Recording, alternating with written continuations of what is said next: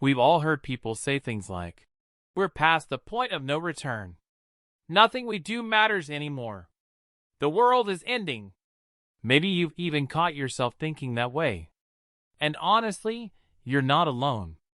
With wars, financial crisis, rising global temperatures, extreme weather, and deep political divisions everywhere, it's easy to feel like we're headed straight for disaster. The Bulletin of Atomic Scientists even moved the doomsday clock to just 86 seconds to midnight, the closest to global catastrophe it's ever been. No wonder so many young people today identify as doomers. Of course, not everyone shares that bleak perspective. Some people argue that medical breakthroughs, technological innovation, and cultural progress show that we're not nearing the end of days. But still, doomerism is spreading fast, and it raises some big questions. What exactly is doomerism? Why have so many people fallen into its trap? And more importantly, what alternatives are there for thinking about these tough times? So let me start with a question. Have you ever been out in public, or just scrolling through your phone, and suddenly thought, "Things are just not going well"? Yeah, probably most of us. Personally, I feel it every day. Whether it's the local news, TikTok, or Twitter, the sense that the world is getting worse can feel overwhelming. And the data backs this up. In the US, nearly 80% of people believe today's youth will be worse off than their parents. Another Pew poll found that about 1 in 4 Americans think the nation will be weaker, less important, and more divided by 2050. And this isn't just an American thing. South Africa saw a 9-point drop in people who think the country is headed in the right direction. Peru reports rising fear about crime. Argentina is hitting record levels of concern about unemployment.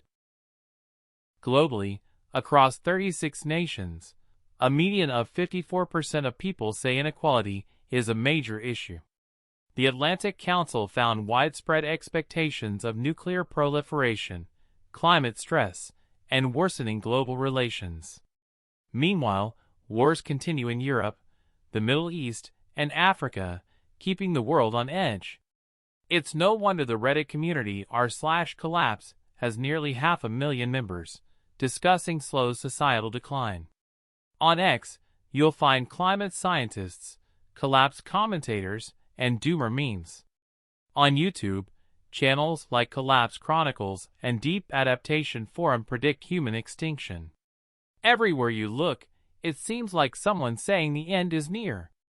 And honestly, media plays into it. Think about Children of Men, The Last of Us, Black Mirror. Even fun movies like Shaun of the Dead can be described as doomer propaganda. They reflect and reinforce this constant sense of hopelessness. British philosopher Philippa Stroud describes today's era as one where people expect perpetual decline. A generation stuck in hopelessness. And that's where doomerism comes in. What is doomerism? Doomerism is the worldview that collapse, civilizational, environmental, societal, is inevitable, and that nothing meaningful can be done to stop it. So the only choice is to give up hope. The term doomer first popped up online in the late 2000s in forums about oil, gas, and climate catastrophe.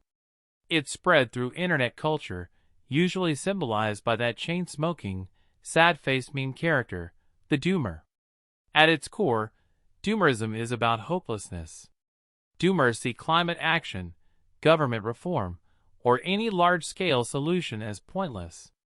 This leads to disempowerment, withdrawal from society, and moral fatalism, the belief that humanity is doomed by its own destructive nature. And to be fair, they're not totally without evidence. Governments have already missed the 1.5 to 2 degrees Celsius warming targets. Fossil fuels remain entrenched. Doomers predict feedback loops like Amazon rainforest dieback or massive methane releases will accelerate warming no matter what humans do. Other concerns include resource depletion, peak oil, water scarcity, and soil degradation. Ecological overshoot, when humanity's yearly resource use exceeds what Earth can regenerate. In 2023, Overshoot Day fell on July 24th. Political dysfunction, governments paralyzed by corruption, short-term election cycles, polarization, and corporate lobbying. Doomers argue democracy can't respond fast enough. Add to that nuclear weapons, fragile global supply chains, skyrocketing inequality, and you get a picture of inevitable collapse. And then there's technology. AI, surveillance, automation, biotech, all moving faster than ethics or policy can handle. Doomers fear mass unemployment, authoritarian control, lab-created disasters, or even extinction-level AGI. Doomerism versus nihilism. So, how is doomerism different from nihilism? At first glance, they feel similar. Both can lead to despair, withdrawal, or sarcastic humor. Both are responses to collapsing belief systems. But here's the difference. Nihilism is philosophical. It doubts meaning, value, and morality altogether. Doomerism is narrative. It tells a story of decline, fueled by current events. Nietzsche saw nihilism as dangerous, but also a chance to create new values. He encouraged people to embrace life, even its suffering, and become stronger for it. Doomerism, by contrast, just stops at despair.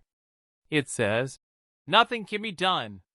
That paralysis is the real danger. If young people accept doomerism, they stop organizing, voting, or imagining alternatives. Despair becomes comfortable because it absolves responsibility. And guess who benefits? Those already in power: governments, corporations, fossil fuel industries. If enough people give up, there's no pushback. Doomerism also traps people in black and white thinking. If the planet can't be saved, why recycle? If capitalism can't be reformed, why try?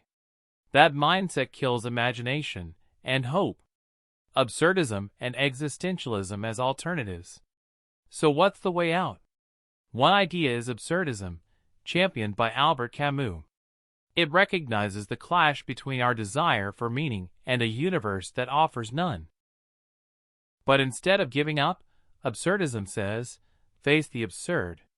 Live fully anyway. Revolt against despair. Another approach is existentialism. It tells us we're radically free, responsible for creating our own purpose. Yes, that freedom brings anxiety. But existentialists see anxiety as proof of being alive.